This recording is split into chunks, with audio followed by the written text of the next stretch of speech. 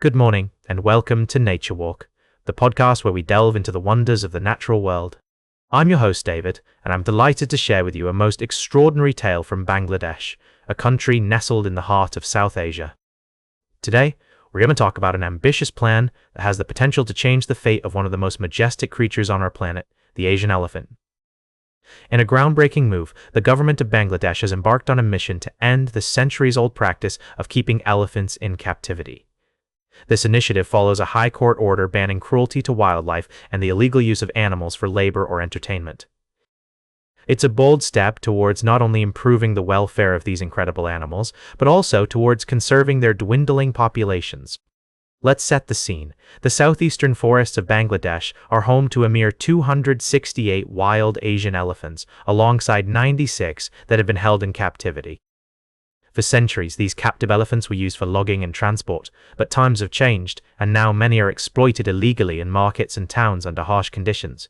The consequences have been dire, with reports of elephants succumbing to heat stroke. The plan is multifaceted. It involves surveying the existing elephant populations, purchasing animals from their owners, and preparing designated forest sites for rewilding. Two potential sanctuaries, Rima Kalenga and Chunati, are currently under review. It's a complex and challenging project, with officials acknowledging the risks of disease transmission and the loss of wild instincts among elephants that have been domesticated for so long. Yet, despite these challenges, there is a sense of determination and hope. As one advisor succinctly put it, the elephants will never be back in captivity. This statement encapsulates the spirit of this endeavor, a commitment to giving these magnificent creatures a second chance at living free in their natural habitat. If successful, Bangladesh's experiment could serve as a beacon for other Asian nations grappling with the ethics of conservation and tradition. It highlights the evolving relationship between humans and wildlife, where compassion, conservation, and coexistence are becoming increasingly intertwined. As we pause to consider this remarkable story, let's remember that every step towards protecting our planet's biodiversity is a step in the right direction. The journey ahead will undoubtedly be fraught with challenges, but with determination and a shared vision for a better future, even the most ambitious goals can become a reality. We'll be right back with more fascinating stories from the natural world on Nature Walk.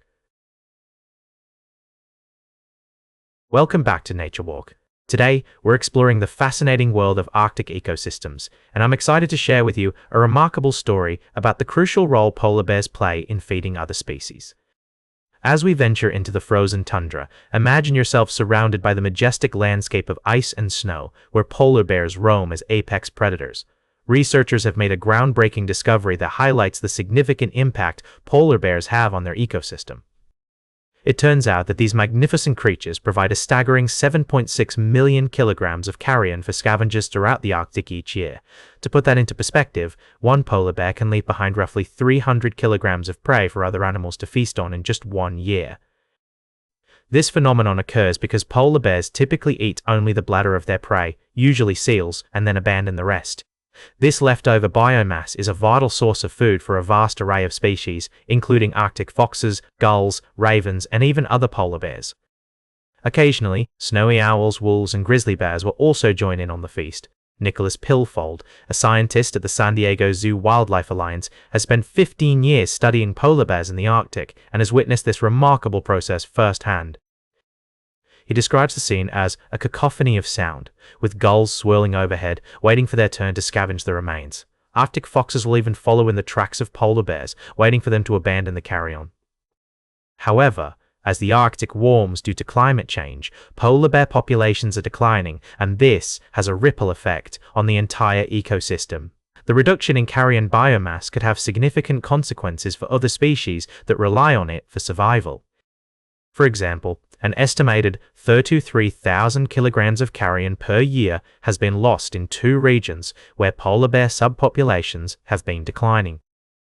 As we consider the intricate web of relationships within Arctic ecosystems, it's clear that polar bears play a vital role in maintaining the balance of nature. The decline of these majestic creatures could have far-reaching impacts on the entire food chain. As we continue to explore the natural world, it's essential to recognize the interconnectedness of species and the importance of preserving the delicate harmony of our planet's ecosystems. Welcome back to Nature Walk, dear listeners. As we conclude our journey through the natural world today, I'd like to take you on a rather urgent detour to discuss a pressing issue that affects us all, the threat of invasive alien species. You see, these non-native creatures can wreak havoc on our ecosystems, pushing out native plants and animals, and even altering the very fabric of our environment. Let me tell you the tale of Ireland, where almost 1,300 non-native species have made themselves a home, with around 50 of them causing significant trouble.